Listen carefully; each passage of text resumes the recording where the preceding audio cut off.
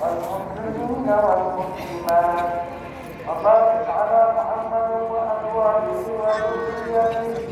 قال النبي صلى الله عليه وسلم: عن أمتي أبو بكر رضي الله تعالى عنه وأشهد بحمد الله وعمر رضي الله تعالى عنه وأرسله حياء عثمان رضي الله تعالى عنه وأفضل علي رضي الله تعالى عنه